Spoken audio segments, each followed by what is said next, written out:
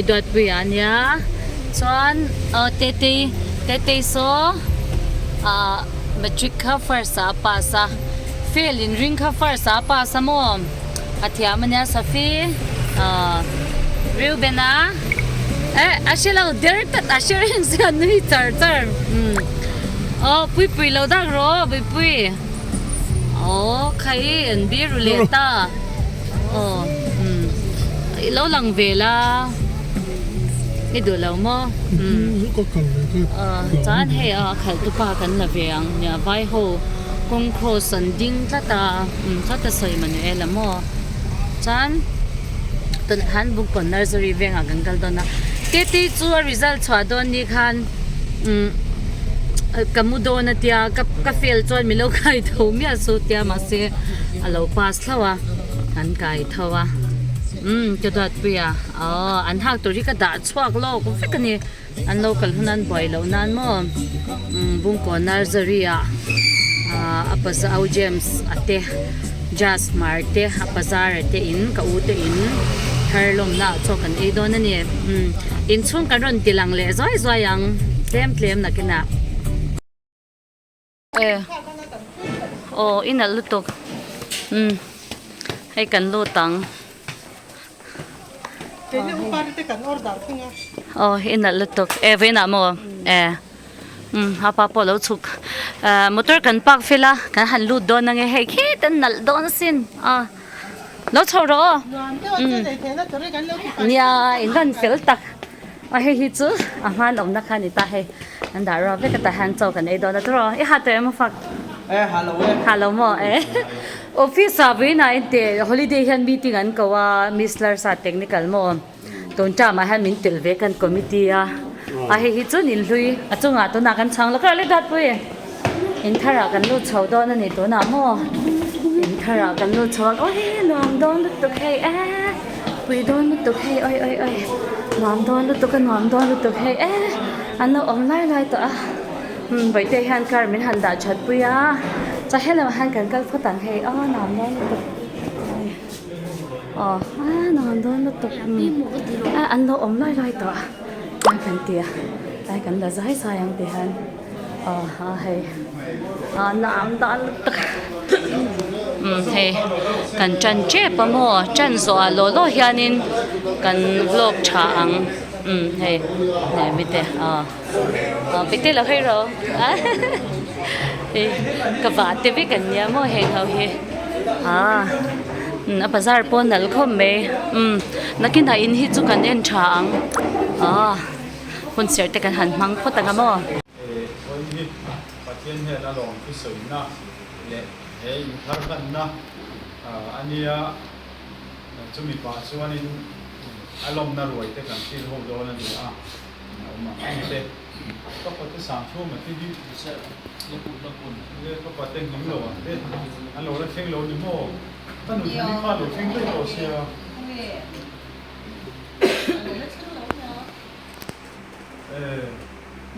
an zhong kha ka shi sia so la ni mo te hian hun man tung ta ila dul ham te ta tin te kan soyanga in hei kan lu le pa anu ma ka pa hian kam ni khat vei lo te soi ve bo la ngaya in kan nu po hian ni mo ta than pa han soi po nei anga chuan kan nu na than ta thu soi zo pa zo kan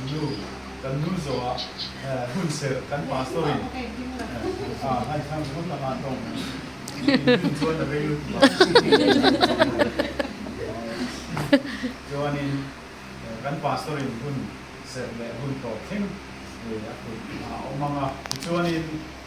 voi lama kon cho te kan do anga aren na kan e anga kan be se an kan tlem rim baya kan ti deu ro kang lang deu hang kan oma chu wang chuan kan mi som te ko khan min kan an soya chu tu na khani kan chen nom ko veng te ko kan sin lo te kan an mi se le a in hei kan na thok tu te ko hi kan an soma ku de vi da hi kan sin he ti tu na hang kan se le boka pakhat kan mi se ri pakhat มิสเตอรี่จุดนี้จินอาหารมีรอนโฟนแล้วว่าเราก็เงี้ยมีโรเตกันนั่นทีเลยอาไม่โรจูดูเลยน้าวเตจูเลยขัดเลยฉันนั่งกันหงบอลคุยกันบอลคุยเตกันเชียดกันฉันพ่อกันลำภาษาตัวนี้กันไงเตกันหันสิละส่วนนี้คุณทุกตักเซงเรากันที่ยาภาษาเบรินเรากันส่งเตจุ่มกันลงมาลงรู้กันใส่ภาษาอินเล่เราดิ้นที่ออนไลน์อันนี้เราก็ไม่อะไฮสคูลเวงอ่ะรูปของไฮสคูลเวงอ่ะส่วนนี้เกี่ยมาในอินกับไปนะเฮียนสัมไตปะบุลกันหันชนะที่ชวนตุยครูเวงอ่ะที่ชวนเตะกันหันรัวชอบว่าอาเปียลูกอ่ะผู้เรียนช่วงอินเจเนียร์เตะนะอินทาร์กันหันส่วนเทเลยอ่ะอาเปียเลยอ่ะผู้เรียนกี่มาเตะนะไอ้เจ้าเสตากันหันส่วนเลยอ่ะจอมเตโนเนี่ยยังได้นายเตะกันส่วนเฮียที่ชวนอินประเทศมัลสมนั่นเตะดงอินนาเตะกันหันมุเบียที่ชวนอินอินเล่เราเตะมุนพาเตะในตัวเวลาทำกันเตี้ยให้กับป้าเฮียนินส่วนเพื่อนลงมัวสูดน้ำที่เวลาเตะคนนี่แหละชักอินกันสุดวักเวลากันซุ่มเลยเทียนตูดแล้วกันไปเสียเตะกันหันโอเวเดลเพราะกันเลยภาษีเรากันเลยภาคอังกฤษค่ะอันละพิลริลเซียเบยดงอินกันสุดที่ไล่จนเฮลัยหน่วยเวลาคนกันอุซิระSDO โอมาอันนี้เฮียนอินมุนฮิสัลละคงคุยอันนี้สังกัดหัวเตียกันจอร์คุยซักกันนี่มาเสพPathianเรื่องรวดที่จุลมาพบมาอ่ะจอร์คุยซักตู้เด็กค่ะจันดีกับทิลทัวข้ากันริรูพกันเล็ดตาเลี้ยกันดูตาทุกมาอ่ะที่นั่นนี่พออินน้ำเตตินหน่วยส่งปะหินมินเลยที่ระลอนเตะลากง่ายอ่ะอินเลยมาขันLSC มิงขักขันง่ายอ่ะมาเสน้ำเตจูติขันริมตะเกียนมินขักที่มาอ่ะกันก็ขักกันจะมีเล็กลายโปชวนินกูเตะกันทำไมจุดที่เมฆลายโปชวนมีขันหน่วยส่งปลีนเปย์เมนินันรถดีแล้วนี่มาเสกันน้ำดูละกันรู้ที่ตัวเสียสมบูรณ์บางเมื่อจนกระถูกกระทำที่เราเองนะกันลงพบมาอ่ะชวนกันลงระยะ3 นิ้วกว่ามาร์สนี่2 นิ้วกว่าผ่านกันลงโดดทะเลอ่ะชวน3 นิ้ว2กว่ารูปผ่านเจงร้อย2กว่ารูปล้นกันละเด้งล้นให้มีหน่วยเสียคู่กันนั่นสเปร้อยอ่ะไอ้ตาลุงอ้อยตะกินกันออกมาเราจูซึ่งดูไม่ให้เราพุ่งเสียละ3 นิ้ว2 นิ้วประคัดโควิดไล่ข้านี่เบ่งข้านโลนอินเตอร์เนชั่นโลนอินเดียวักไม่ฮะ3 นิ้ว2 นิ้วกลุ่มโตมาข้านี่โลนเพื่อกันละเฟล่าจนหน่วยสมมากันละให้มีกันอมน้ำฟลอร์เสียมตุ้มเฮียนโลนหน่วยสมมากันละกันโลนกันลายเมฆที่ทางการหันผมตุ้มมาที่ชวนให้ผมมีลาอันไว้เนี่ยป้องกันปกป้องอันหนุนโดนนี่กันเตี้ยการหันเตี้ยสตรัคเจอร์การหันเตี้ยมาเสอินซูงโจก้าบุมรัวโรราบาลูซีเมนต์การหันพุทธังข้าไม่อะเตียงอันนี้ชวนอัจฉริยะเพียงซอมเลยกันดูโดนเสียกันพลันฮิตลากิละซอมเลยละสตรัคเจอร์ฮินเอเวกิละอัลวัวตัวรตีปุ่มจู่ซอยม่วงอินที่ไม่ยังกันเทียที่ชวนอินจู่เจนหน่วยสมมาชวนเฮมิเลอจุงฮีการหันที่ปุ่มตะโรยกันพลาสตระรัวลูเหล่านั้นตุกเวทจุกันที่เทชามันนี่ที่ชวนอินการหันโจลฟังจู่3 นิ้ว2 นิ้วบักฮัดจันวารีนิลียนาพักันพลันอันนู้นลูกอาคารPathianมาสมนั่นตรงอิน principal นาเตะกันทบเวเลตเสียกันบ่อยแน่มาอ่ะกันนู่นที่หาเลนี่เห็นเกี่ยวพวกหาเวพวกนี้เกจีพวกแต่เนี่ยเวบ่ายมันนี่นั่นที่ตักลายขจวนดูรัวเลยเข่งมีที่อันนี้กงก็มาดาริงน่าอุ้มซีแล้วเทียร์น่าเสียแล้วง่ายอ่ะอัดตัดจบปินซิ ช่างช่างอ่ะด้านมาอ่ะมุงรอกันโดนด่าโดนนั่นเทียด้านพงอาจารย์นะมิสตรีโฮเจ็ดหอนัวอันนู้ช่วยเร่งอินพัทยาขานินพัทยานิตายอ่ะพวกคุยเปย์อินกันจานโหดโหดอีกทุกอย่างไม่รู้อ่ะเฮียนี่เฮียนักชุดไล่พวกเฮียนี่อันน่ะชุนส้มเละด่านตัวเต้แล้วหลังถูกทุ่นเสียไหมอ่ะไม่รู้จุดละเป็นครบอันนี้อามาเราจูกันหันกลุ่มเวกระโจกอ่ะจางนี้สมนี้วันนี้กลุ่มตบแล้วมาข้างกันจอยสันติตาอ่ะจวนกันหันจอยวังฟังอ่ะนี่กลุ่มสามนี้สมนี้ปลีข้านี้มิโซรัมรูรัลเวงอาชัว college branch อันเดีย college เวงมีกลุ่มวิวเสียถกเตตันโลนอินเตอร์เรสอันเดียมินอันรอนที่เลมีรอนโอฟาร์เลต้ากันหูตายเลยแต่เสียจวนจุดที่เมฆลายจวนนี้กันเช่นอมเวเซลทันซาอินแต่สัมไตอมนั่นที่อาฟ้าเตียนเนี่ยนะข้านี้กันเก่าชันข้านปาสโลควอเตอร์สเวลและกันดีไลข้านี้อันเราเริ่มฟักเราเดียวว่าอุปสรรคที่เราดูเนี่ยจุ่มขัดจุดเบียกินจังกันบ้างกันบอกดูที่อัปเดตอินที่โดดมินันโดดเนี่ยเตรียมมีสิ่งเฮ้ยนี่ตัวที่มีตัวว่ามาโตโอ้แม่ไม่กันที่เลสซีฉลาดที่พอกันแล้วนี่เฟรซินการุนทนังเจดียมีรุนทนังกันนะกันเที่ยกันกรมจ้าเที่ยคู่รุนเชิงชาติกันเชียดกันให้มีเนี่ยนะสักสมมาลอยที่นี่ที่กันเชียดกันนี่ที่รู้ข้าอามินแต่เรียกว่ากันนู้นพลายยังกันสอยคงกันหันดับปะตุรู้เว้มายาหน่วยสมเด็จปังน้ำมันนะที่เสียให้มีหลวดให้เสียมเขากันหนูบกเสียโดนขนวยจ่าเขากันหันละปุ๊บมายาริสลาอินหน่วยสมลีกันเปียหน่วยสมรูปเรามาเบ่งโลนกันละกันเมก SBI แล้วมาบีค่ะหน่วยสมลีปังทิ้งเราเดี๋ยวข้าผมนุ่มน้อยเข้ามาการหันผมอยู่มาจวนเล่สู้กันคนตาซีลิงเป็นหันเปียกับที่เน็ตโน้ตของรูมาบ้านรูมใต้ผาอันเหล่าง่ายอันว่าจบเตะคลอสเตะเสียมาง่ายนินได้เรียตะฟักเหล่าเล่มยมาเซวันในทับเมนกันกระโดดนั่นละมาเฮียนินกันสวยด้วยอ่ะ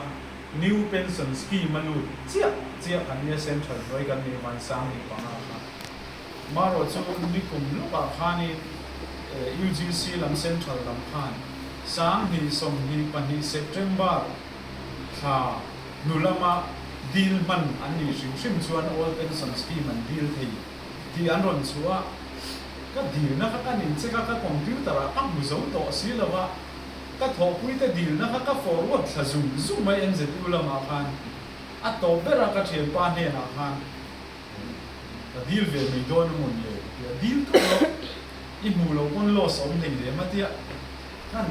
ตายเบรักขันนะ principal เบรักขันนะตายเบรักขันกันดีละมาเซ่ประเทศเรื่องรัวแต่เรานี่เนี่ยจู่อาการละที่ชวน New Pension Scheme ค่ะ All Pension Scheme มามีหันเดต้าเล่าไม่อะแต่ชวนนี้ GP ค่ะกัน withdraw เดต้านี่แต่ช่วงที่พอยก็สินน้ำต่อแล้วก็อินได้เราเนี่ยสรุปที่เขาตัดลุตุค่ะ GP ขันด้วยสมดีกัน withdraw เลยปุ๊บไม่อะกันนั่นถกจระอะไรได้เลยที่ช่วงเราคนนี้กันโน่นล่าสมส่งเขาจะเดือดข้อมีละจูนัสต่อปุ๊บกันนี่มาเราจูhian kan na tho tir ten bung lo lang na ten min bat pira hian chon eng tin emo voina hian pathian malsawmna dawngin lua thei turin alo om ve ta ni kan ro man na te po han sei zeli la pathian ni re mati chuanin lon te po la ben le in helang hun kan le na noi somli panga kan bata khaจุนการโฉบการเล่ลำเวลาเตจวนเป็นตากินเวลากันบ้านตะโกเช่นจุกันรูเทียงกันตีจุ่มเตจุประเทศมินสวยนะอันนี้เอินดินตูเทียนินชุ่มกว่ากันเบยเวนัสซากันภาคโตกันหากันจังกันฟาเตโปอันภาคโตกันส่วน kan lung pa chau ni lovin anom ren chan ang chon kan ha ve khat fuin kan hria Pathian malsawmna hi kan dong na em he mi chong hi ti pum tu hian kum ma kan ma mo ni chu sang ni som ni pakhat January ni li atanga ni min pi lok thing kha ni kan ma mo ni chu mi chu ma chu ni Pathianin he lon vek manga thil ti ka kan ni ta Pathianin min shoi tui em ma kan zirlaiah chung kwa dam sam lo tun kar chu na chol mai ang kan dam lo dam doi na kan lut han ti ngai te chung te han boi puya na thul thap kha han boi pui ngai dam lo te po kanong lo fa kan ke ma ni chau ni loi kan na thok te po hi kan chong trai pui thi na chung te po chu Pathian hian na changa hiam na lu tu te engge bo lovin han kare khan rap pal zau te kha chu anom ve ma har san na le boina lu tu lo thani kum ma chu han Pathian thoi ni kan chang to mai ni kan na te promotion te kan han muze boka kan fa te po sel na thra ne ti hian mun da nga anom chung pon eng tin mo kan in mane so to kha Pathian malsawmna kan dong na ma voina hianin se ang reng deu chungin he program hi kan huat saya kalhen khasia mangai sia una point kan laina nai tak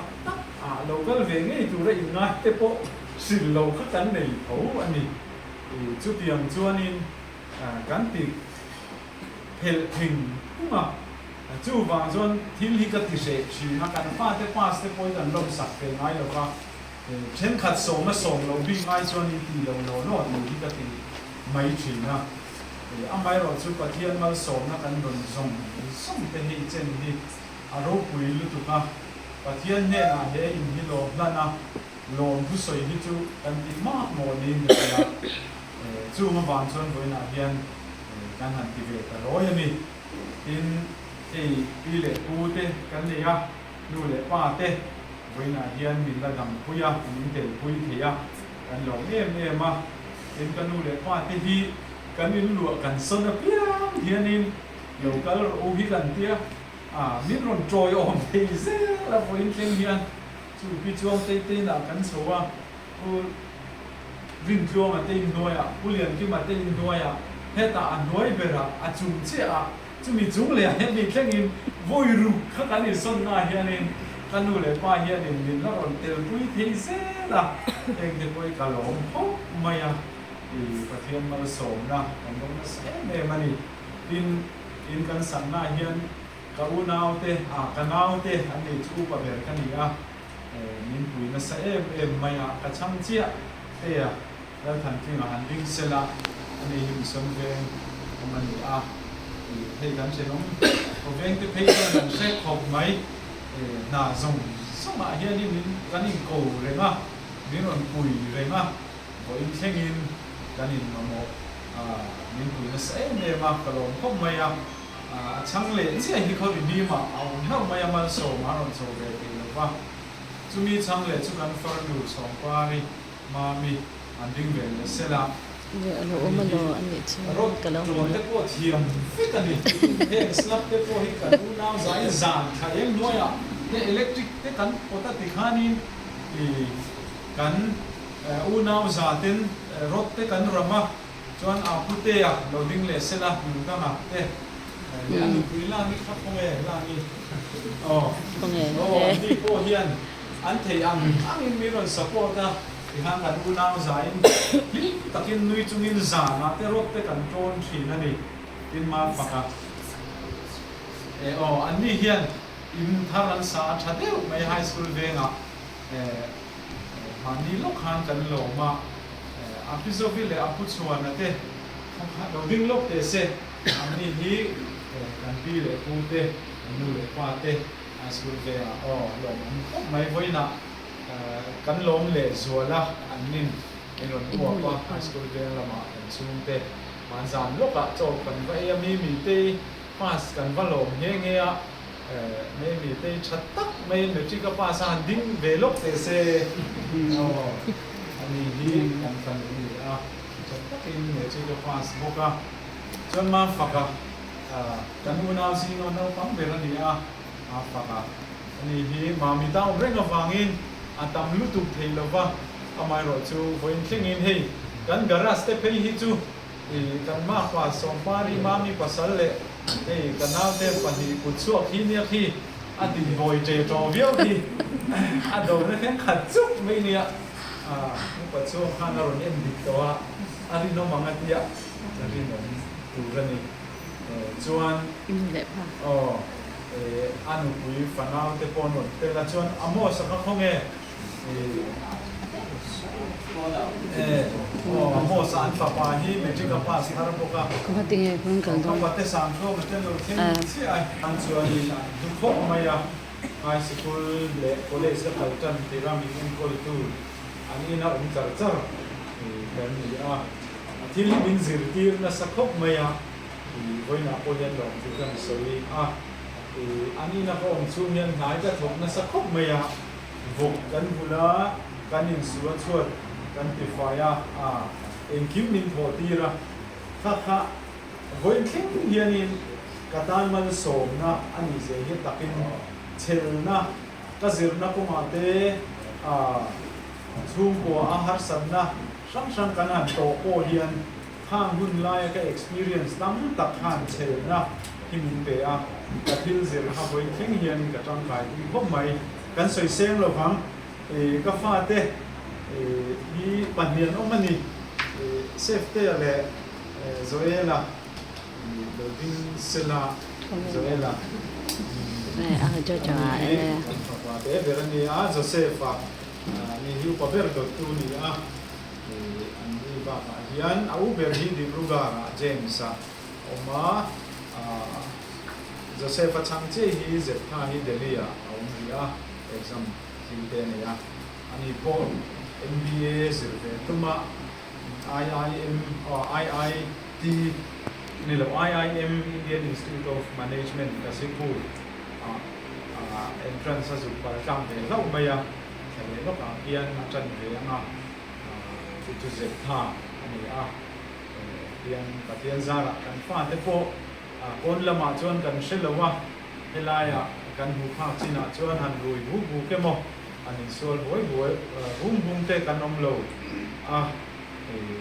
Pathian malsawmna kan dong ve sa mami fa te tu lo ma sela ti ko ti tiangin alo ome ti chuan kanu le pa te hi kan le mu the kan Pathian te ni kanu kha biak sa ni andin sela hel hi athani kanu hel thalam ole chuan ka pa hi chu an ding tho te se kam ni ka tu soi na ding don tho na min lo ka kan leng te chuan ni u mi min te u na kan lo ang hiu ani mai te ni u mi te ni an ni hi chu soi lo wan lu man ni kan ta na poi na te chu ka pa hi fa te duat lo mi ania chu tuan din mun ka thlen ni chan hi ani in duat liau hi lo tha der lem lo khom mai mahse ke po ka ti thei khap lo hil tam tak min zir tir na he tuan din mun kan thlen ni chan hi ani chiang khop maya kan ngen zong ta ka min lo ke se tuan din mun ka theng dong lo ni hi ka chiang maya bik takin college kan kaltir kha ka thian te zong sung khan RX 100 bike le scooty Vespa khan nei ya ka on ve maya anu le pa te din mun te kan zo ta chen chu zip tu po ni chung lo te khan nia ka zu bil ve lo mo le min le ve ro ka thian te po nan nei zip tu po an ni lo nu le pa te po nam chu he masterin ni ka tia ṭheuh hian an ngai lo rem khoma soima khang ngai om zo ka ni mahse ka thiam te khang nei ho kha zu zi hian tam maya are thei kha theng sang hi kan ni ta ma zo min ka she kan nei do le thian ka pa chunga point ka lom khop maya min lo lei sak se chu ka chim sang lo khopang bul ber chu Pathian ani a hian tin hei lu pui nei nu le thazir le te kan ni kan nu hi ka fak khat khop mai kan fak de anga na me that hi chu dang she ta ni alam thiam je poi dang she ta ni YouTube ko hin lo en de ko win ka ringa lam ha je mai ni kanin ne ya ai zol nula nia ke chim tang tang wal kan sia silunga ka sana ai zol nula khan kan fa te kha thori bi ma kum ni an lo zu pui the nia a fa teu khop ani thing te zu pura a pe ve na sa khop maya ai ti ai zol nu sang lo fa chu mai chu ni lovin kan zir cho ke tripia ka ti fak mai sia min hau ta lo mo le I tho pui te rong boy pui te ki en ta che ma so ma te ma re ma te so kan na nei ve kan ni hi eng ma le nei ve bok si lo a boi vera he ni changa tia a di ki ka ti em maya chu chuan na sa takin tran min pe a Pathian zara eng kim hi Pathian ruat ani Pathianin suai na hi soi hi ka cha khom mai kan be don zia te kan mang an zia te mahse ahun taka ngai lo Pathian in kan di lo le kan be se lo a sang zo min pe kan te hi soi vek ka cha om le ni voina hian chu zong sung chu he in ne hian ai kai noi vek ni ka sia kan soi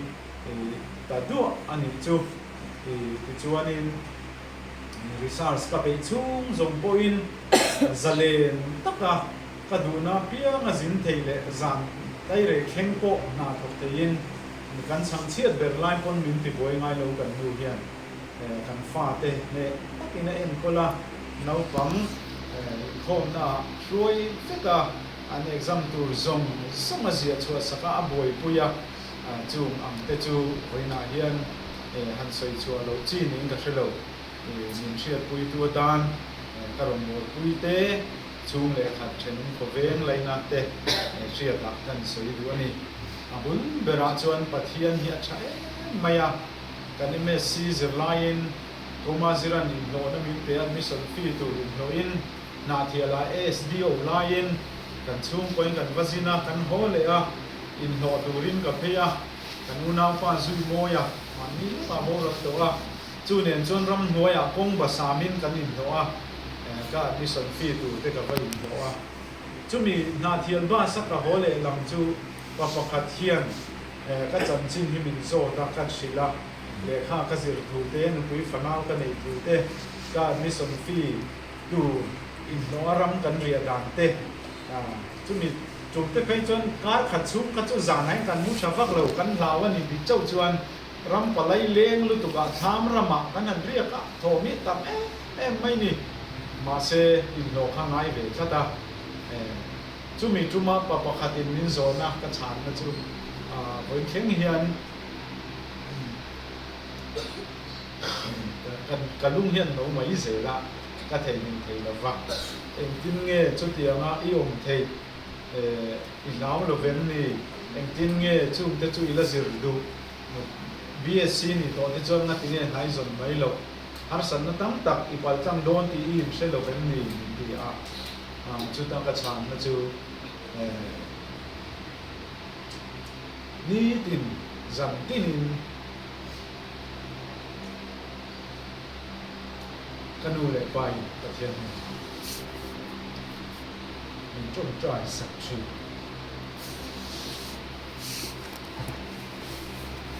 chu ni chang na min te tu din kan chen din na nu le pa hu zia hi kan ka zia kan Pathianin pa chan mai min te a mol te le le te mahse kan na ta na a chung try na ki kan thei ni thei ka pa ko ani na hian ka diam kan hun lu le hun cha mình ua qua mình tự tôi dễ thì cái cầm đầu tập sẽ tăng gắn người còn cầm đầu mà còn phi lệ tu cái này mình có phải tê ở đây mình coi tu là chơi chơi một tuần thì vô cả các bạn tên những lâu tết xuống như lâu là làm thì mà cần sự là mình làm cái chú một với là hian cả hôn bộ cả băng đây tại đấy mày tham story rõ ràng ha vậy in cái nòng thế nó tên bốn điểm một căn thiền thế nó tên Pathianin suy na tuông tên anh vào hiện sử dụng hết lâu những cái gì à cái lòng để tôi có sự đã có anh sử dụng tham các sự kiện trên này sẽ là mà là cái lòng đấy vậy các bạn hiện các thì sẽ là trên này rồi cần nuôi các thành phải sử dụng một cái con xây ama buông ha sẽ phát chỉ một cái tập học đó anh chọn với tiền buông một cái dạng rồi mà chúng mình do trong đêm qua sorry nó chả thì mình không có mấy ảnh chứ các bạn xin lỗi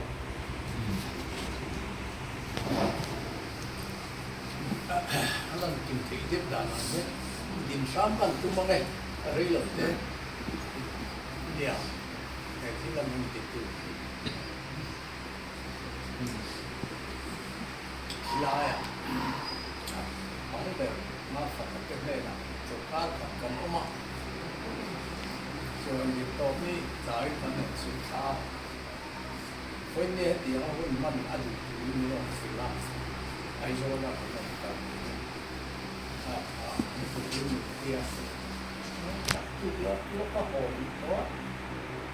nó về cái các tia sẽ là tiền sự với những cái cần phong ta anh suy về những chút hey Naupang Pathianin mình kể là nó malsawmna mình chia học hạt và mình khá nào kiểu học hạt sống những lòng lại về zirlaiah khỏi những cái anh này ông nào cái lệ khá rất thì cái này cái tấm hình mình chỉ lệ khá hlan hian hey rõ ràng điều kiện này các quý vị em mà xưa vào xưa này ta chỉ quý vị vào khá xưa có thể chín hồi thế cần có mấy xe là xưa vào các con suy lệ xưa mà bị khi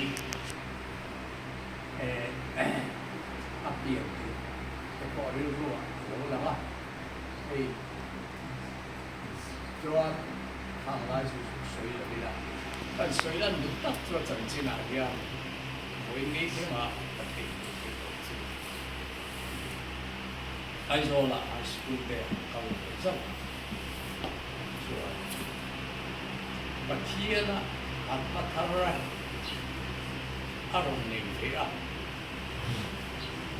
你过来啊，做上所以这个lawm啊，打算Pathian Jaz Hmar tlat này con bà đúng biết mấy cái này ạ chú ý rồi mọi sự được rất mày ạ cần uy áp người không mày ạ mày của ham mahse bỏ cái lâu này bỏ cái lâu này à rồi là phải đi tập cái nào dia wanita yang cuan tinggi dia susah akan nuam kalau cuan nah wanita Naupang kaya ni ang school kan biasa mau dia dia sumi jumpa cuan ulpita kan Upa Dr.H.Lalthanzara nang soi turin những cái việc đó mà soi về nó sắp khóc mày mà tất cả mày thui đều mày lệ thu âm rình đều mày khá rồi soi chua cả lawm lẽ mày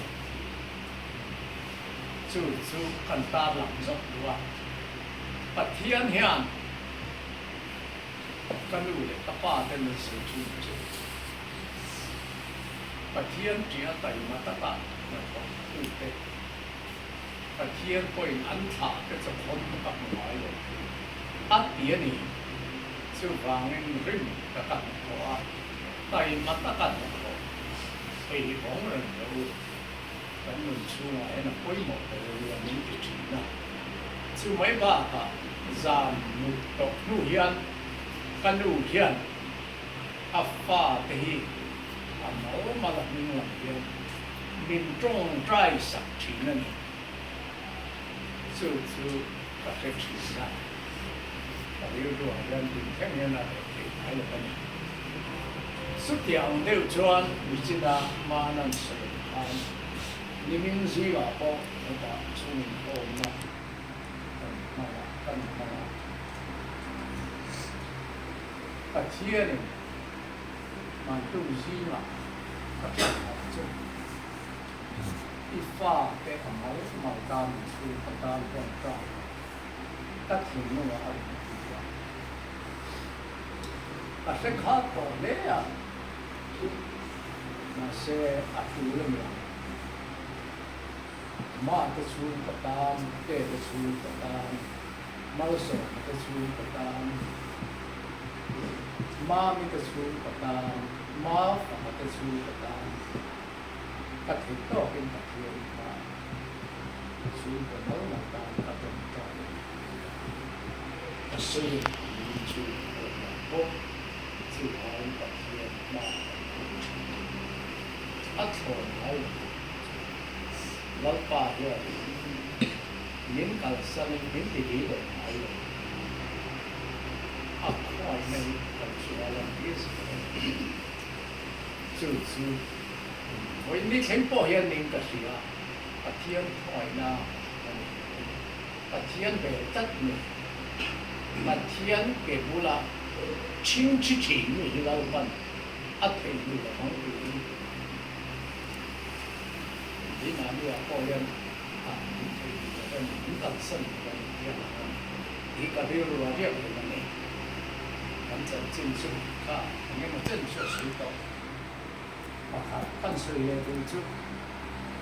su có liên sa principal mà là những cái phải ta được về đó na những người không ra sa vô ăn tiền luôn hết là tiền ăn luôn pan những thứ là không ra sa cái là mà erawh chu có làm lý sinh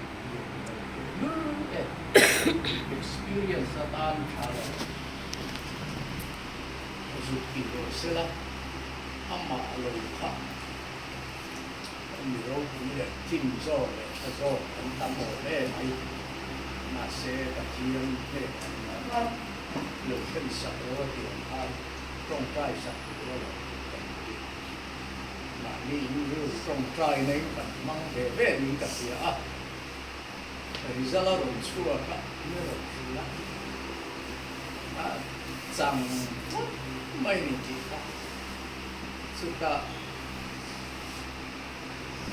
cả đi luôn lâu là Pathian hỏi lâu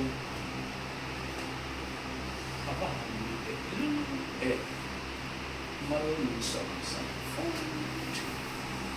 người nó cũng quen mà mình sống sống phong bắn Pathian nó có điều lỗ lòng để ăn thì chuan chiếu đẳng chứ sự tội là đi là thì người ta mà là cái Pathian cái in cần cái là cần sự chứ là cần phải cho nó là suy để phải xin để nhưng mà chúng ta chút thì ai mình lo vậy cái chiếu cái này thì hian alo mẹ mà pha te pakhat ma ovel lama pasota chunga kan biela lo oma pha te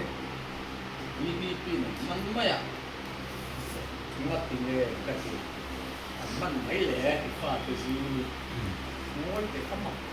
pa por fire mo pa fire suwa la hian alo sia suang lo lâu thọ dễ mấy lâu thì khi mò thì anh biết cái đó không chút điều cho anh lu nào gì à lại không về là thì thiếu lo mà lu lại anh chưa đến mấy anh phát cái lệ số mà không kalau em mà phần nào malsawmna anh mình chứ mà tin mà ta xuống chia hian mấy chia anh này mà nào cái hian mấy chia bạc hạt chết pha anh này có cả mấy cái nghìn ôi ta có lẽ cái takin Laltlankimi lần này có zirlaiah như lẽ pha xuống có được lấy cái tiền như vậy anh ông lâu niên cái gì à sự và nên ok là anh mong biết số là mình xuống cái cái sẽ mà mình làm cái chú của tiền hian anh không cái cái bên này hian cái tu lệ pha cái trong cái sự Pathian mà cái malsawmna cái cái kim mày rồi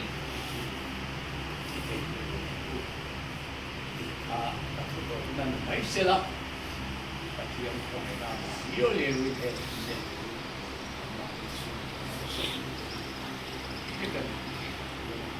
cái mẹ mà cái coi nó sống cô cái này kim số ba làm việc đi cảnh sát đó anh sẽ cho nên mấy cái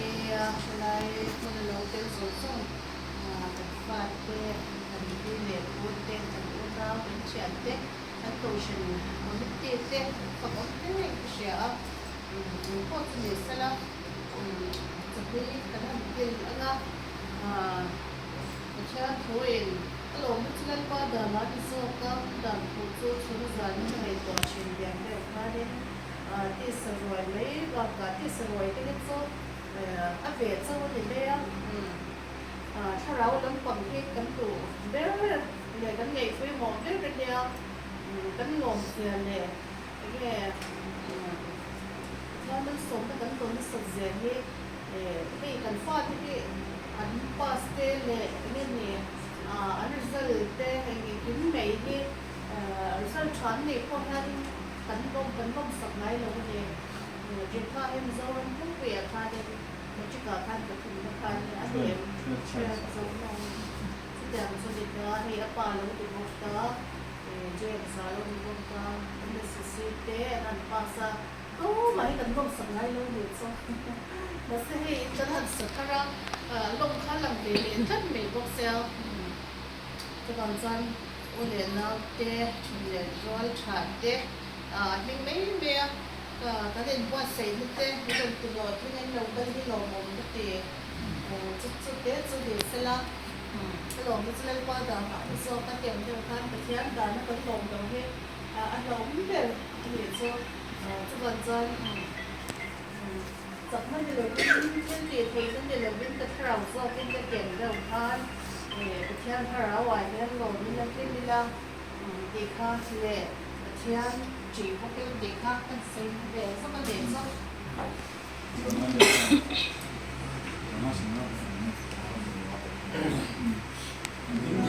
dốc về một điểm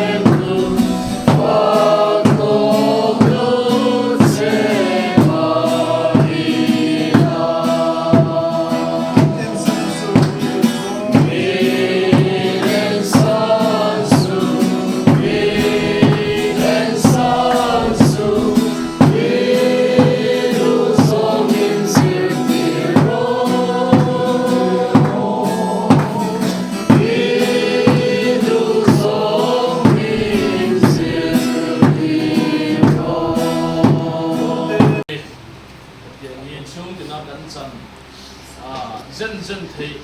lo ani boina hian kha chanchin te che pakain kan ngai tha boin hun thleng ang te kha angai noma min chau tu te po ani alo mong tak zet ani boina hian Pathian thu toy te kan ngai tha anga chuan ka tong trai anga lai kan kun chuan so ni mei tura kan ngai ani Pathian thu thiang lim ngai tha ang sam za pangana o lalpa hnenah lawm thu sil ula aming lam ro mitin zinga chuan na thil ti te chu hriat ti ro ama choi moin hla sa ula ama fokin zai ro athil makti zong zong thu chu ti ro aming thiang din chu chuang ro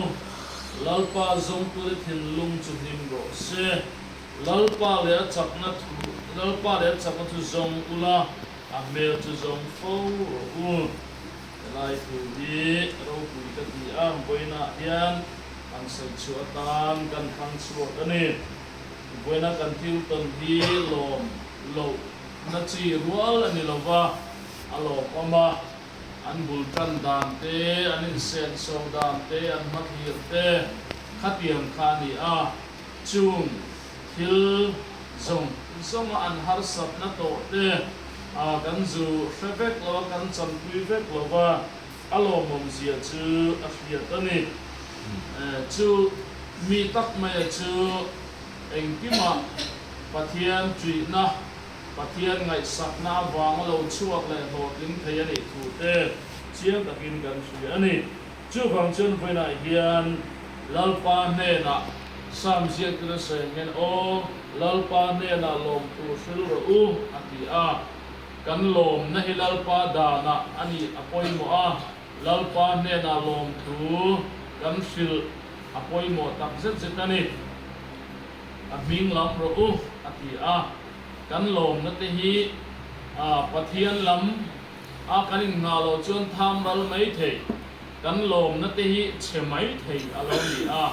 chuan Pathian hnenah lawm thu kan soya aming kan lam angaya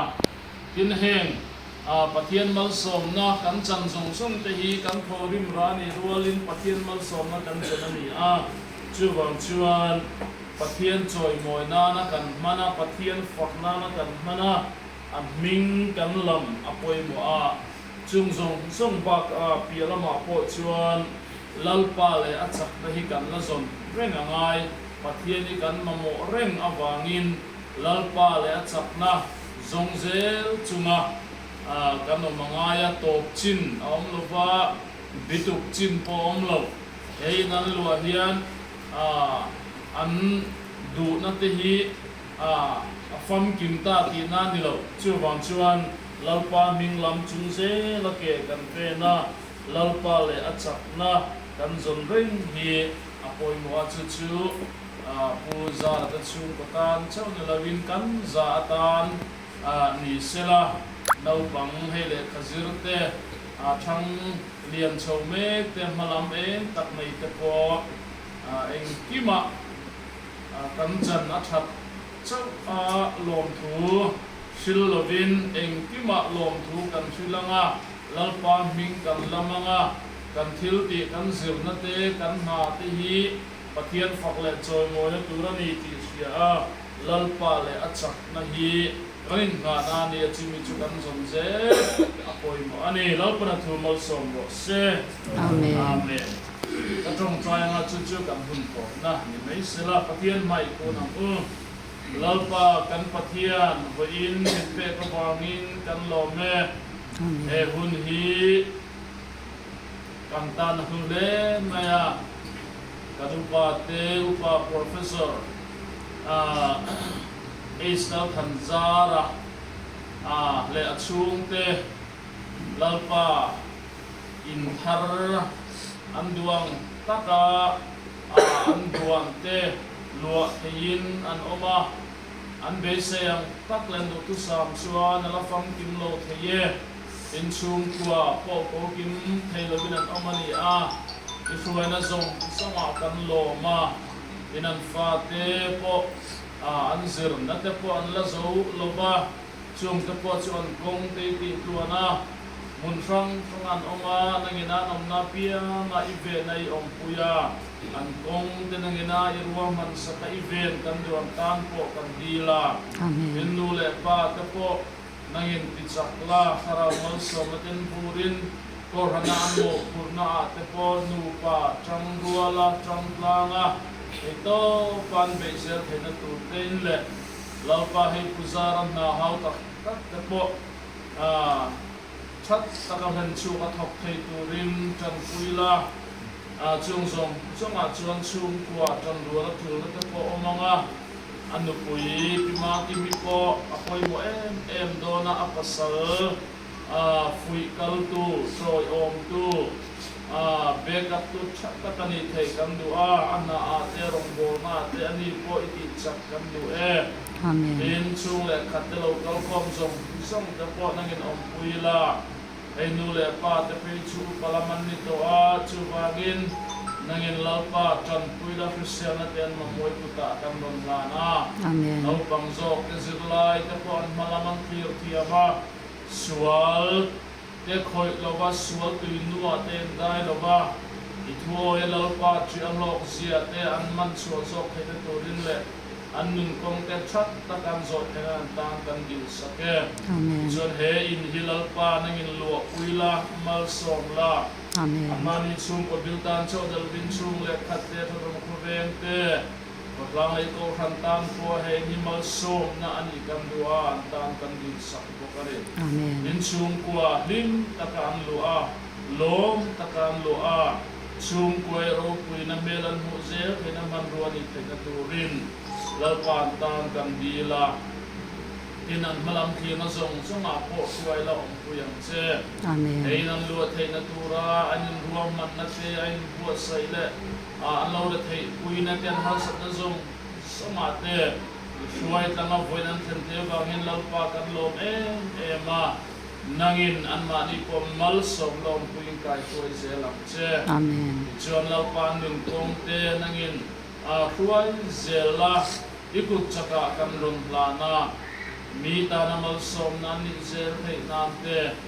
lalpa kan Pathian ikuta kan ron lana amen din an mathir zong suma te po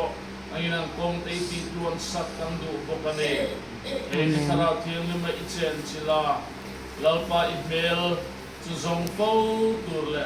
malamake pena lom thu saya ibing lama lalpa nangma le nangma chak na chu email le chak na chu an zon zel the turin an chung po tharaw lama hruai la om puing kai hruai zela che amen hun she om ton chang te mang an chang te chung tua kong tram har san to chang pon le yang nangma tulu tat thei turin le nangin har sat na te ne saka itran puya lalpan kong te pi tuan sakam don tan po kan dil sake amen chuan wen lai yen zan be kan til ho dong kan hian a lawm la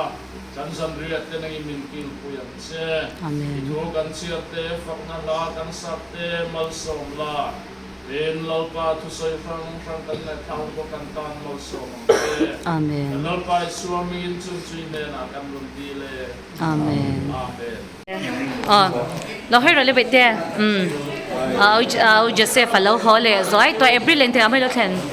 April ni som pahnih khan April ni som pahnih khan mo in chung lama ti roi room ta ma se lam hi kan phang phato dan he te khan ya uzar na he an boy to nya ma fakate hau hi mi te ngai pass kha bai te distinction na khoi angai lu Saint Joseph ha chuan o don take chuan khongei zom le don admission ti to em hei ko unun danga KauMakimi na mo unun danga fatin chuan hei ke mang ṭheuh phiran nei ve a chuan he ta han phat lo hoi te wete a shwai te heta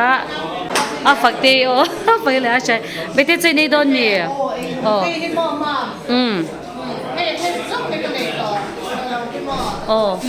he oxygen plan ang ha mi u at Anal to. sabi ko,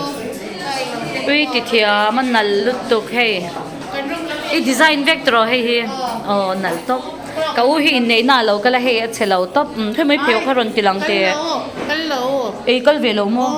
cái này so helai po hi nal chơi lawm chung po hi nal to kong ka pui hen chinang kong ka pui chang hian hei ti ka niang ti ro kong ka pui a chan chu au jem saten Jaz Hmar khan lo en ve du dona hei hi I than lai kha I than lai kha uzaran nal deu deu hi lo sia ti che khamo ti ka ang ula ni te helam chei kan lang hela in chi dan ti ki nal khi tro anal lutuk nuam lutuk so lam so nuam bok sia mo foreign 5-star hotel nang ni po kan ron fangang na kina cái này mình tên là lem nal lutuk heng ti hi anal lutuk he po hi hi Jaz Hmar Naupang par ni hi anal ania chan khu bo bo te ho nang thong in da in changa chat chu erawh man mo tha lo le su he lai tin tin nal lutuk he lai hi tha he lai veranda hi anwa me ngoro helam hi kan dale lo kang nal lutuka chu wang cho he kan nakol char lok helai hi zau bok in panin kan lang ti hian he Jaz Hmar nu le pati khan nia ti hian ngoro awang zo ken ka du se pai lo thian kan la thau nge nal teu khan lo ding ula pangpar bula te ngoro atung zo in kan la lok me ang helai tak hi chu tung zo in dal don ti khan zai deu in lawm vero va kwa vela mi khan Jaz Hmar nu le pahan la Naupang si an mel chasi te khan tiamo anen le do don ania hi soi chadu tu guzar kan nuk te khai ti ul vela mo chan room enang engro helai hi hetilai ti dan hi design mo fanal ve ti hian nal lutuk so kan lang san mo elo tv da na po hi moi to ko khu tu hui cha ni lom ni khu ta mi po ku ani khu anal lutuk khu ti khan even ti thiam em chan dalar po nala chan hi tv room ania so lam so sitting room nuam lutuk nuam lutuk anal lutuk helai te hi nal reu lutuk hei nal top helai te hi helai hi tu design nge nang mami iwa thiam ve tahan filter da chuan hei dining table mo chuan he tan kan pa lo ma hei ke po in kan siam hei te hi ka cha mo ke po ka da ve do na chuan anal mangai tro khilai chung an ti dan te khin nal lutuk apa ente avar hian tinal chim di pipe kal na mo ke ne po chung te chu kan ma mo do na mo chuan hei te hi thai hei te hi tan khu ta hei eng ting ye chin ka te ho he ta an lo choka kan lam ha ba ka choka hei po hi tan te pui ka cha mo ke po tang vel hi oi ha avan fel fai ta helai poi nuam lutuk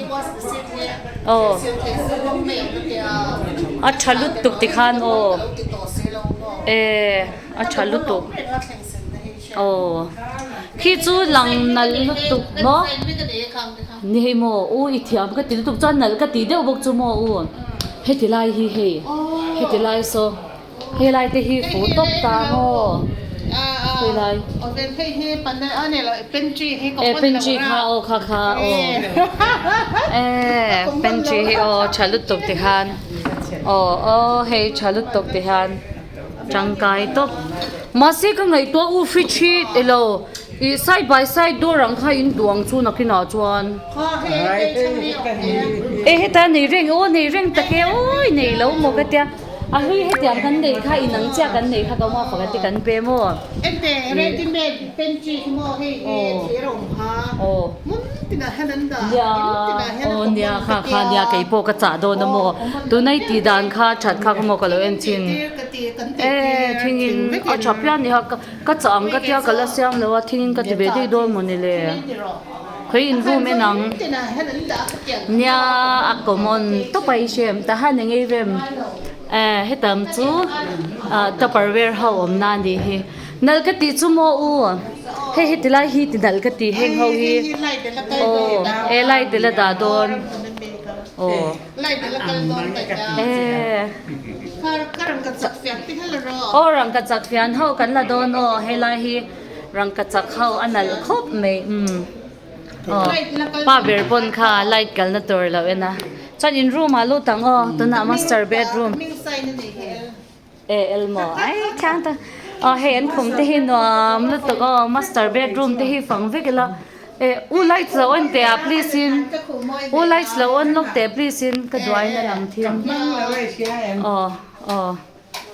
moi lu to he moi lu to na lu to he uzara thilve handa na tor nya nga chan helai hi no me u helai hoi na hi no am lu to thoveng lu to ti hian mo April par May par kan ti chan tahan he ka ute an no pamut na ni ta a chanim he nge u engting in hon he hi bang mo ui nal lu tu bang che nan khalai kha closet ani don ta he nge he tami hi puan ni khep ani po hi che felania che felania di po hi ti han he puan hi mo ti han olok to kina khep mo ti han Jaz Hmar nu puan ti hian iti thiam na to cha helam hi he ta sliding hi kha sak de sliding chair kan onang he hey walk-in closet po apu ye he ta hian ani bo ka khi rem fel lu to ama chau rem tu om do na ka khong ai ania phei ho hi sang ania kan lang hi ka u hi fita phei ho sang hi abun thei khopa mo ke ai na fita engting e kha no te ka nei zo hi mai ran ka tu na Jaz Hmar nu phei ho kan lang ro hi sa tu na Jaz Hmar nu phei ho sang kan lang a fit te me nia ka u hi mo ke po somli ka tling cha nia kan upa ber na upa to don lutuk chan hey walk-in closet ania hey ani po ka downline ani Orion sunscreen hi thakhopa mo chuan hey an rem fel to heta uzara ko thau vel mo an in rem fel to cho helam hi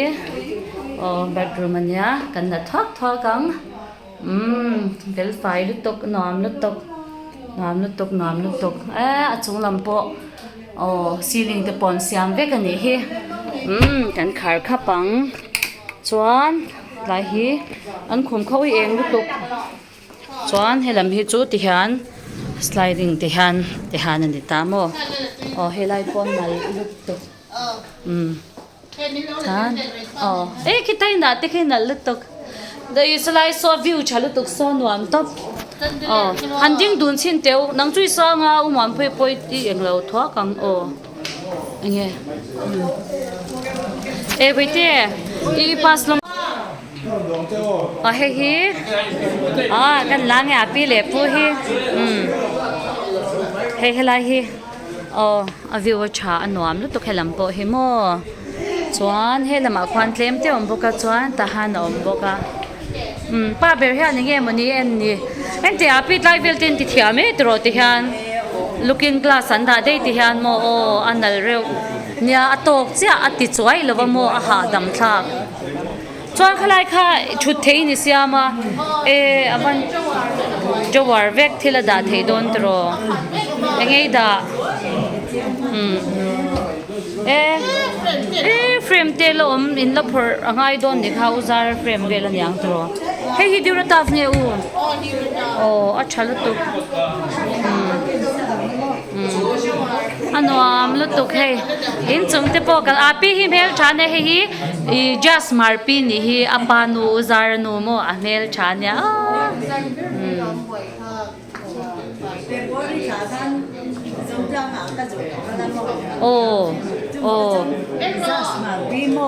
Jaz Hmar pi mo an ti ze ke po Jaz Hmar nu te mo min dia min chi bai vel mo an chi bai vel chi email chae tro mail chan ti don tu che ka YouTube ba ka vlog don di han an lam hu don che lam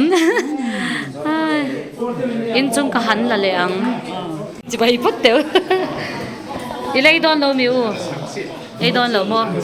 khu i Jaz Hmar kha ute a o then zo la kan mo ka chu ma fa ka zo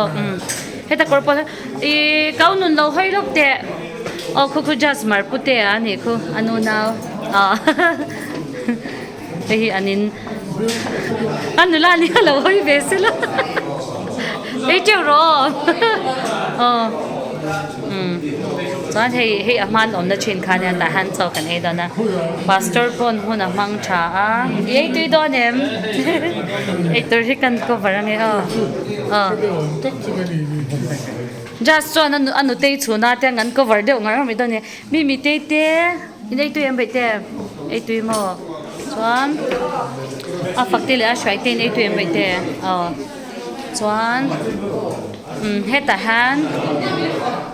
heta nu te ye dir to mo uma fak invite ma ve he me sani po hi som pani tu na hana pa sa mang karmela changin 5 marks in a first lo ni kan ui lu tok he o ne mi mo khong he routine du lai ni lo thena routine hi i alama simple sa an lam do na an house khamo Sophie ei chu ro bete ei tu em khoi lo hei ro bete tan ka shai ten lo amani hi ei chu ru na YouTuber ho chu cho min lo ei san me ngai kan pa cho ei du to ei tan he eng bai nge e o ka sia tan arsatui ei chu ru chuan hei tui nai don lo to kan la thok ka nge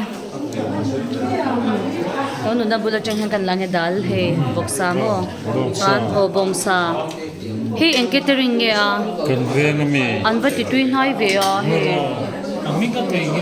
he eng sang he bongsa mo hoi tui don lo to eng catering mo te catering mo ek sadu chi he rani hin an ti he eng sang he he voksa zo kan ni chu he bongsa mo chuan hei arsa eni hi chuan hei so chiar mo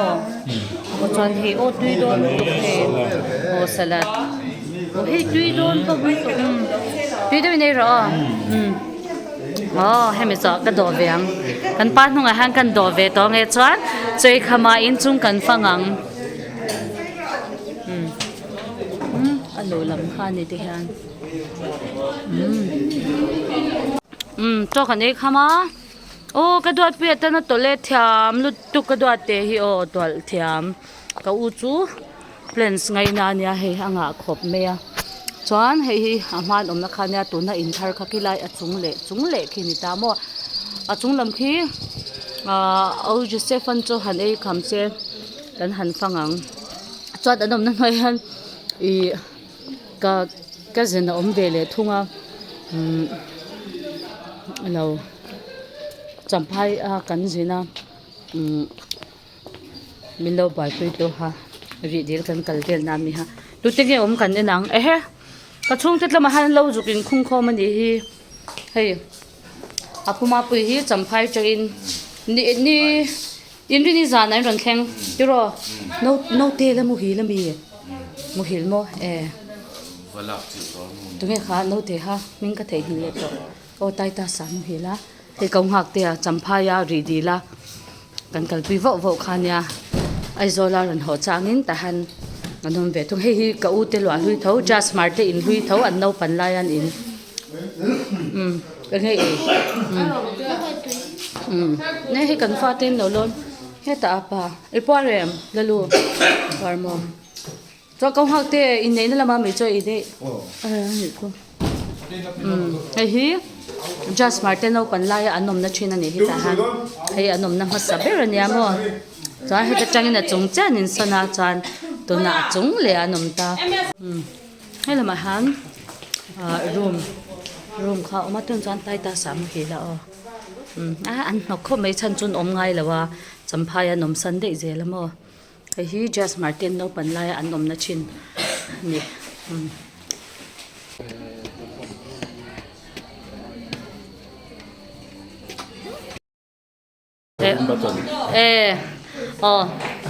ไม่ได้อินพอร์ม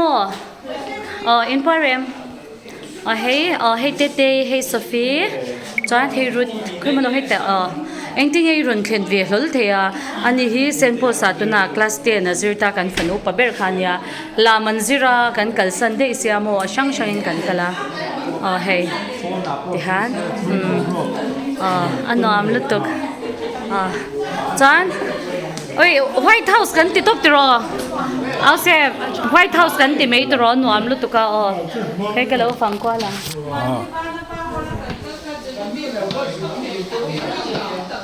เนี่ยโมปุ้ยลองดูลูกเจ้าก็หล่นแล้วไปก่อนอันนี้เดี๋ยวเราฟังถ้ารักปังไงติดไปฮะ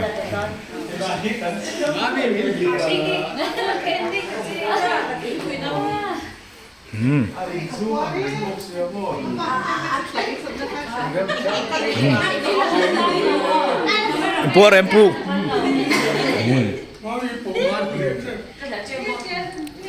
จอยคำทิ้งปุ๋ยเส้นทางมาคิมิเลนทิ้งปุ๋ยเส้นทาง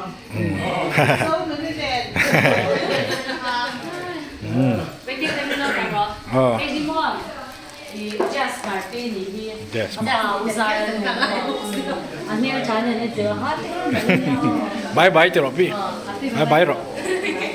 ปุ้ยข้ามีน่าสักตัวนะให้เป็น Jaz Hmar อันนี้ให้ดี Jaz Hmar นี่ป้าฝันเลยสุดเลยเขาจะพูดเนี่ยโดนแล้วนะอันนี้เดี๋ยวเฮ้ย Jaz Hmar ปูบายบายเวลาเลยฮัทบายบายเวลาเจ้ใช่เฮ้ยหนูว่าใช้ได้ปุ๊ขายให้ลูกชิ้นทารนมจั่วJaz Hmar รุ่มเบลกันฝั่งโดนนี่จั่ว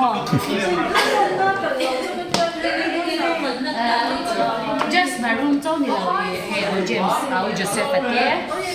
เจเลเตสท่าเตียนไว้ดีเล่นสิจ๊ะWide angle แล้วก็ดานยอก็ wide angle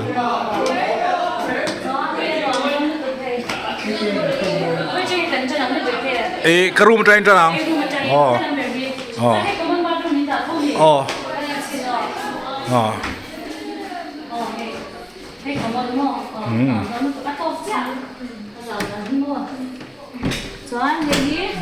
เฮ้ยเก๋มารูมJaz Hmar now room Jaz Hmar now roomตัวน่ะกับพี่รามีนจ้าเฮ้ยหนูอันโดนตุกห้องเราไปเตะอะไรเฟลตุกอันเฟลที่นั่นนี่จุนโนปันไล่จันอินที่เฟลไฟช่างอันยาวเตะตรงโน้ก็เข็บเวทับเจอทับเจอเฮ้ยนี่น้ำที่ดูตัวเฮ้ยพ่อเฮ้ยจูจูเกย์เว้ยเชื่อโดนตุกอันนี้จะตุกรู้ที่เต้นนี่จะแต่หันไปเต้นนี่เราก็มาโอ้ฉันตุกเองฉันตุกเบาหวานเข็มนะบ่จวนไอ้ฮีเอาคอมพิวเตอร์study table นั่นนี่พวกกระต่ายให้zirlaiahจวนตัวน่ะฮันอีกก็จริงก็เลยกัลตัวรีแล้วตัวเราจะจงนี่รุ่นหัวตัวเดี๋ยวตัวโชว์ขมันนี่กันจวนเองกี่ดอนexam pack อะไรกันเนี่ยresult ช่วงตัว typing test แต่เรามาหมดอีกครั้ง next stage กินอะไรเดลี่ก็ชูเลยไงโดนจวนให้toilet เดี๋ยวเฮ้ยอันนู้นมันถูกไปเตะเฮ้ยมันเสียหัวอาจารย์บาดแล้วมาเสียหัวเจ้าเพื่อนเรากำลังเวกโถสอฉันตุกอันที่ไฟเทียนเนี่ยผมเตะอันนี้ดังนี้จุยโนปัลไลจุยนี่ฟิลลมตัวเราไปเตะเฮ้ยเองเงี้ยอันเกี่ยวที่เดเมดัลเด็กค่ะโอ้เฮ้ยกันเฮ้ยJeptha international youth festให้ที่เมดัลที่โดนมั้งJepthaจวนให้Mr. Fresher bet ซาชันอีกค่ะ2015น่ะตรงเวลนี่จุจวนให้อัตโตกลุกตุก no people nei du la ke min khuin zawang nè như vậy eo mi te sa na tùy á thế này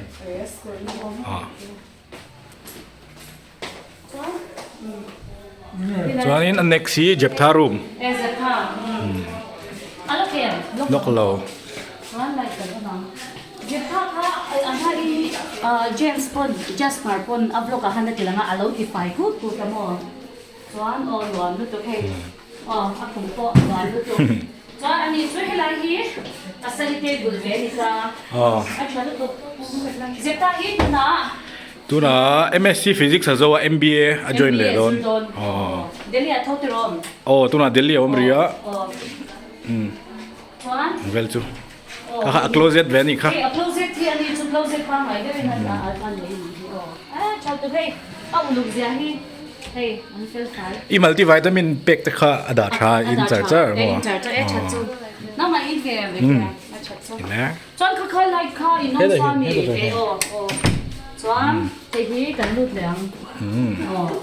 bang she the ani bo mo in tuer mo chalu to he chalu to ana lu to nu pui nei du pan mo khon she tan ve ani to mai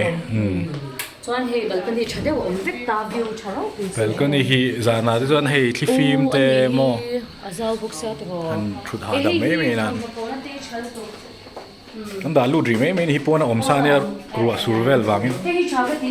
lo I hemi room partition hi mo tlan khum kha lam han lawa a decorate ve de bo kai sha chi mo ve ko sa mo o Jeptha hi shem science stream bi ka khanin class 12 fa khanin Mizoram puma pathumna nia kan central wai me nan choi moi pon ka vakal ve ke po mo cái mu kha kha mi trumpo khan ka sia mu kha isa la yam la chan hi like to I like to common area plus helai apa study table khan ai apa ta hi mga chu ta ru ma han om lo e ka tia lo chan hi tu me kha ha joy la ve tung TV na ve dong thong ni ro nia la da ve ang he joy la mo au ni jo jo om lo wang lo mo tu nai jong ka pi le pu de kha an ria ka mo ta hem pi le pu han ria he joy la kha apa som nan ke potin ka ke saka haru ti lo khong lo te joy room hi zau ber mo kang na ji ya ai san chu ha ve ran ja ina om tam ber kha ni shem ani po he hi kan ne nang ai sa ke ni po acha Ne la kan mu sa kan shem kan tu fan đâu phần lai cho mặt sẽ tới thì mình nấu với con ngon. Thế này balcony om be bo ka. Om để ăn thì có. Thì hi cần ốp để á. Chọn hay làm hi tôi lấy cái này đó na. Không ngon tục. Hơi tục. Trung Quốc ceiling xem. Design chui nang ve. Style dum tiang ren kha ni. Cho nên chế là hi apa som dan ni ko. Hey, diwi, arim tu itu tu. So hey nang maha kape chen. Ai Jeptha zo Jeptha zo, tu nang mak lau. Hey rim tu tu. Stress stop kana. Ani aku zo lu tu. Hey, lights ti hi ana lu tu. Anu pun pasal nei mo seberin in hot chok dei ga kai lu kai dei ga. Nia thei reng ka tiang po khan. Thei rek. Tu na an ho cha ber Jaz Hmar room ga de dang. Eng ma om don lo ni ma se. Ama ber hi om lo wang hian. Room te kamo be te khela ni room ve tur ka tia mana han ka shi lo ka om lo bok sia a om ho gen thang pho do se tia bo. Ya lo am tu ke. Hui gi ni po kai lu tu. Hey til bung ro ve kan la da mai mi ri tu na ri chuan. Ama om lo wang khan. Chuan ta han ani po closet ani ya kung to chen khat po ka pi le pu ba pi le pon da shi hi aba nei chavia au jem sa chu sana ve la da do na ni karin tiro he ka chale to he da bek te da the ta he non a cozy de ro a lai ti she lai ka balcony nei ve le bo ka ma khan light ani chu sunrise view ani hey ni chuak he chang zong in mo chuan hei chabe de chu hemi curtain rut ti khi lang lo ta hi hai vek ta an lu tu bathroom vele bathroom going tinal ve hei sang ne chanin khan ne lo ve pano lawm tu hei ruti te hi la vera kala lo hei an lang char hian ke ni chu au jem sa Jaz Hmar lo hanin a room kan Naupang te na chuan mahse I YouTube a films te hau khanin I lo hu ve thei do na hei plan si mo nom bok yan chuan helai laundry room khani ta hi mo ta ni su na chuan a chung chawang a chung khan nuam siam chung chu uyan an nok deuh leka uyan om boka I du chuan chho thei tho tha min lo nuam bok bok ma tu a chung kha an nuam tu ka za ko ma chung nuam tu uya uya kan ta don ni an tu chan de lai te la ro be te hei in cha hei an cha Jaz Hmar le anu in Jaz Hmar le anu cha ani chu Jaz Hmar friend so khan Jaz Hmar le anu cha ani chu lok so ka eng lo the lo ka focus che the lo han lo te ti do hian ti han ti dim de ha dim do hian ikini mi te la le ro mel chasi mi te le messi mi te hi Jaz Hmar ka zan ani te na khan metric ka distinction na apa sa chuan Saint Joseph kala chuan alu le to ikari ka sin chan don bete Monday ya abul dia mi messi po hi an in roll renga ani po pass ve tho van lawm on pass ve dang po hi te po te chuan Sophie hi chu class guy na ya kids de na tas 7 8 nya beti chu kids de na kala chuan ruti hi chu kan fan upa beran ya sempo sa class 10 na ya ni po result chadewati kuma result kan ha mi bite ai lo letter ai ngang inthar language chale English chale inzawa es science ui ban ja tu share mi bite ngai lawm tu mai ma chugang o tin lum has ga le ro ka mai te no tang ka lai ka lo record charger yan ka chuklai te kha chuklai te ha lo lang che ai poi lo nia ma ha lang te ro White House ka demin elo le sa hi White House ani hi isin na inu gold spoon te fork te hi kan lai shem anala sin na white and gold team hi adu tlata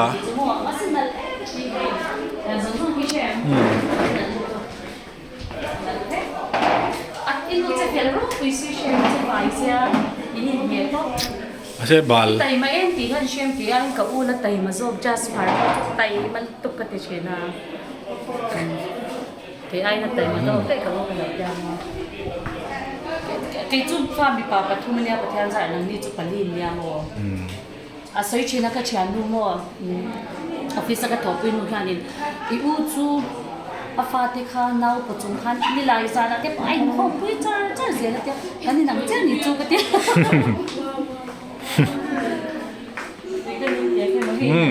so lam pang so ka wala le don mi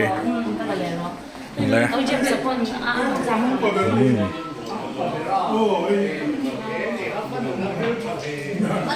routine hi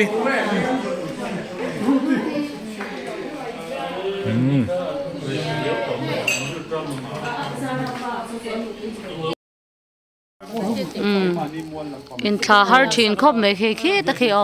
a chung ni khan eng lo da kan pasal te ve mahse then ding dili pan ngai khun om na hlui khan nia shanin run leng me ro se lo hoi vek ru le a top nan kau hi a mel thareng amo Jaz Hmar nu hi mel chan ti thei nia khe thla kan la kang chau roti lo hoi ru le baite Sophie heta pazara bye bye ule kan por box si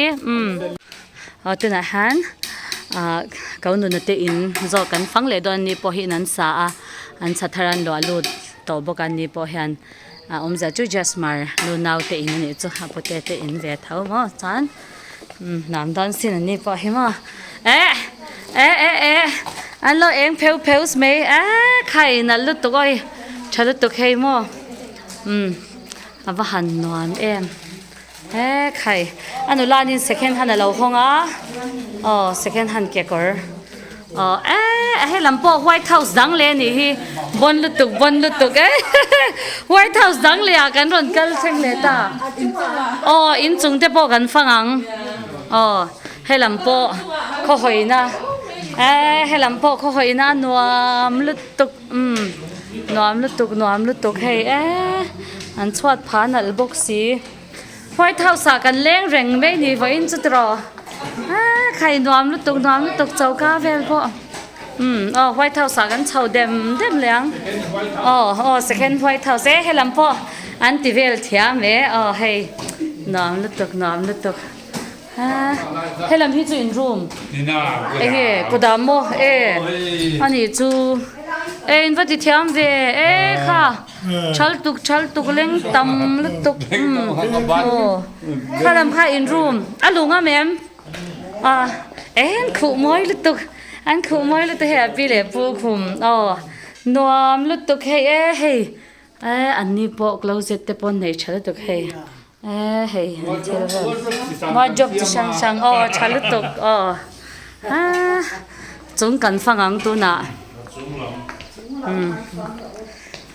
anh tin một tiểu ra rồi khan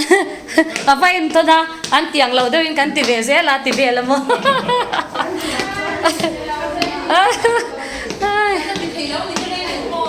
bây lâu bây người ta về cả hai lawm ta hang common bathroom chapel clean khu bun zel tour mi bị tên ra azau hi zau chalu tuk ti hian chalu tuk gi zar om vek bok mo ti hian chalu tuk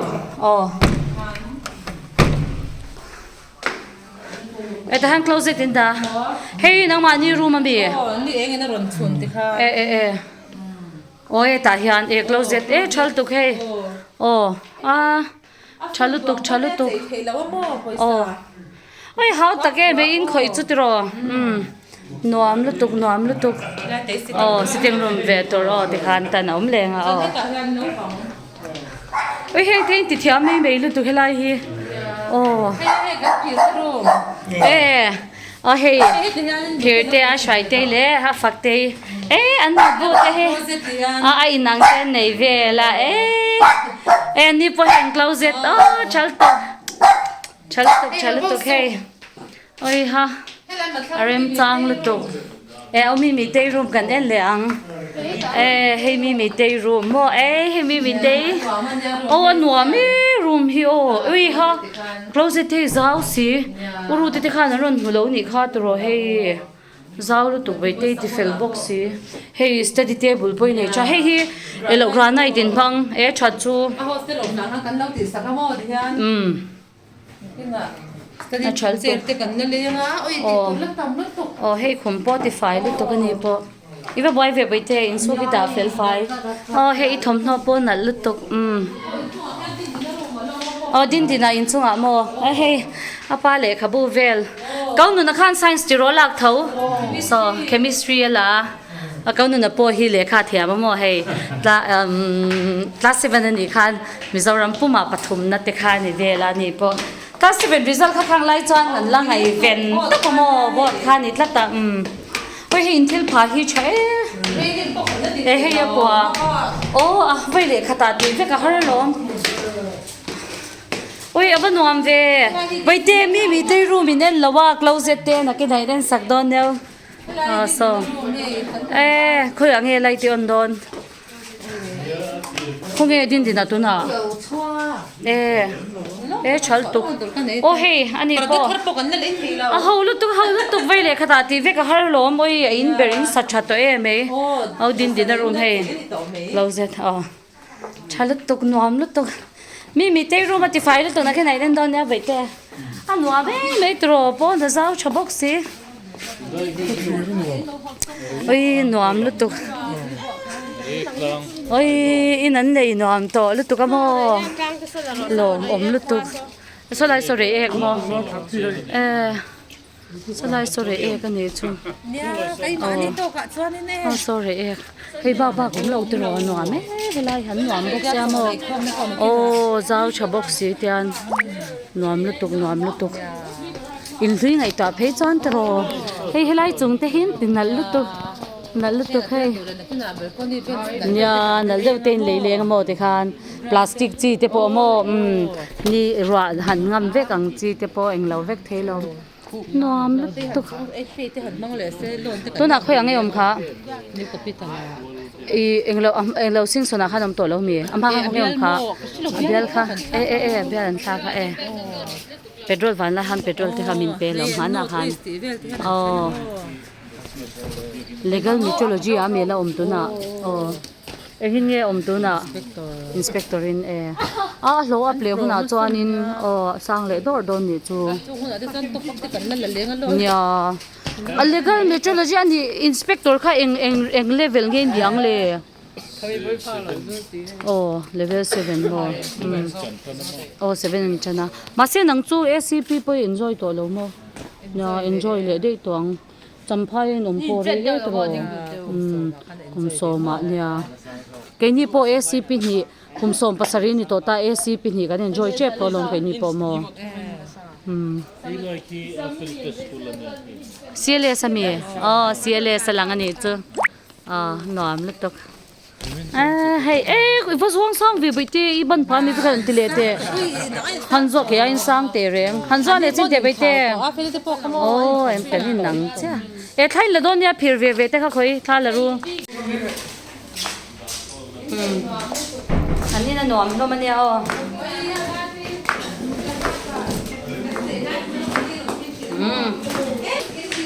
mi te room van ru ti khoi ka lo en tu yang chao mi te room ban ron en don bete hei anuam to ben te room hi zau sia mo cha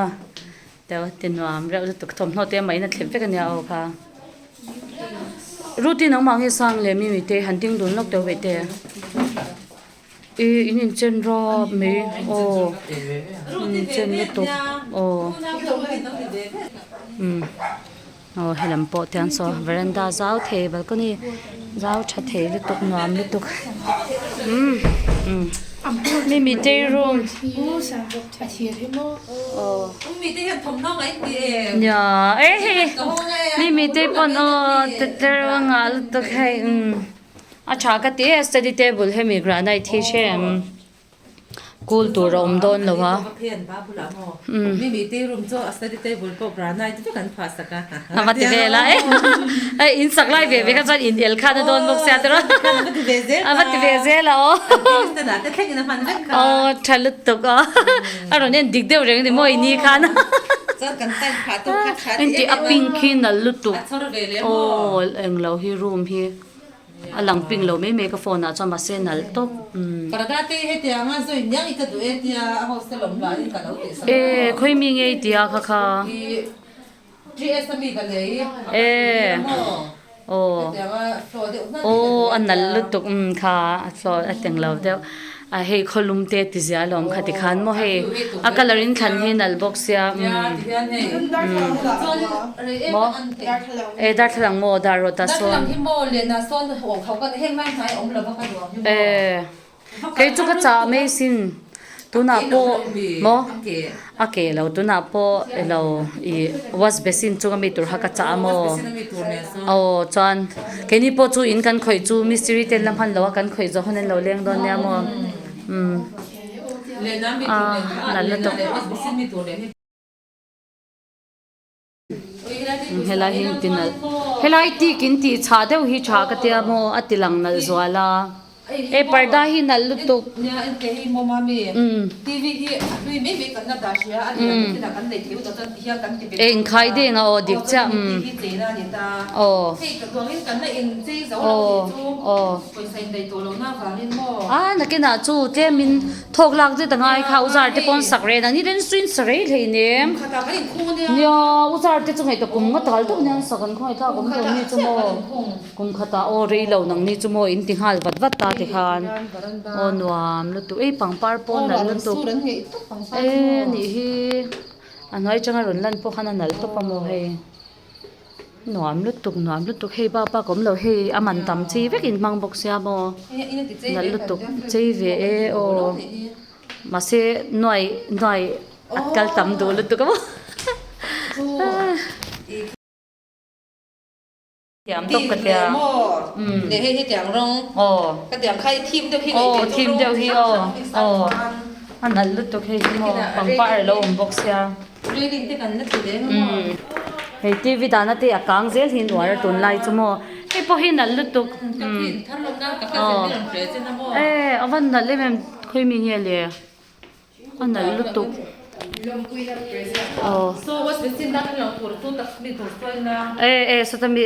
sotami tur so ka ti chu charo pe lo ma se ke chu lawm ve tho mo le na son do khan tur an nya tam lutuk nal lutuk an nuam lutuk oi cái ní chọn cần ốt phalo tiếng chú xem ăn hoài mấy cần renovate mo he tôi nal lúc tục đồ can thế he xem he nuam lúc tục nal lúc tục cái second hand po cần nàng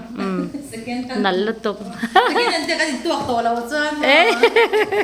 cái dây lâu nàng tu second hand tí về không nghe cần phiền đằng thế khan kha là rồi xe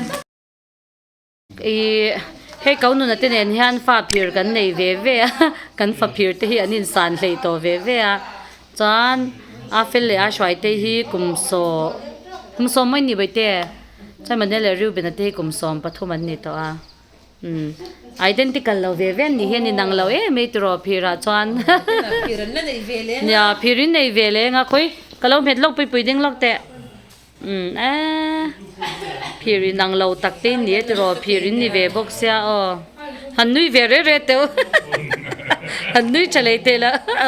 kal teu le ni le in zak zum si tro chuan Naupang chong local rule thla ka lo la kang cheu chuan kan ka lang local khom rule thei tu bo te hi hi bingo i ni bingo i mo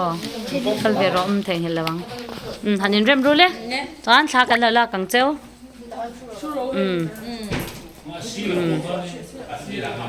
bây giờ chụp ban là kan chụp mấy rồi a fel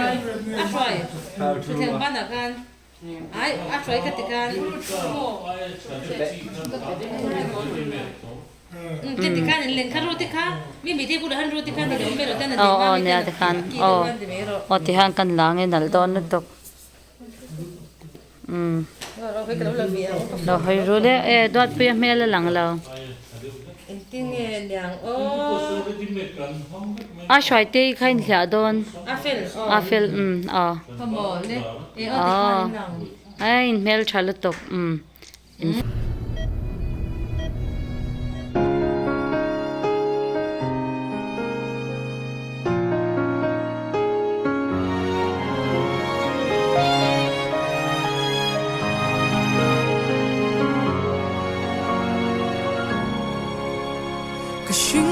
Suy trang hian lung oi har mange har sat na le boy na te hian ni tin min hwal china chan pui tu reng om lawang hian thin lung arum china lalpa be seina erawh anum reng chi lalpa cha ani o katala cha ani ka kong te tuang in lang lo mahse hey ka shereng min en kol chi min hmang ai tu ani ke katan hian lalpa cha ani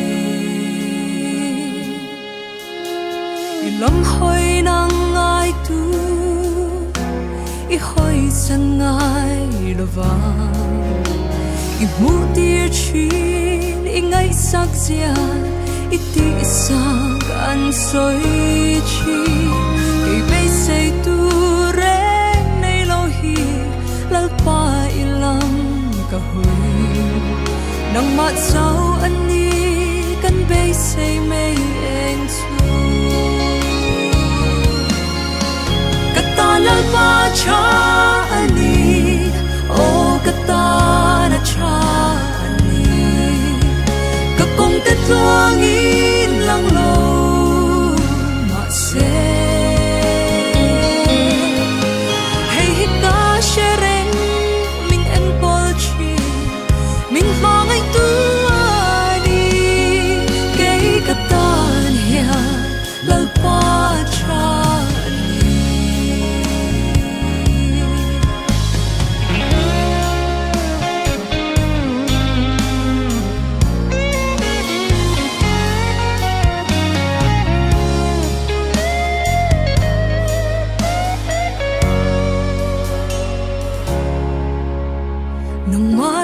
chân tu te chan him lo ang mahse sa jakate i mu tir kha i chen chil na an chang i ko lal pa hey ka tu ber i ke bulang om hi su chu lu hian in ke zong ka ring chi kata lal pa cha ani o kata na cha ani ka kong te tuang in lang lo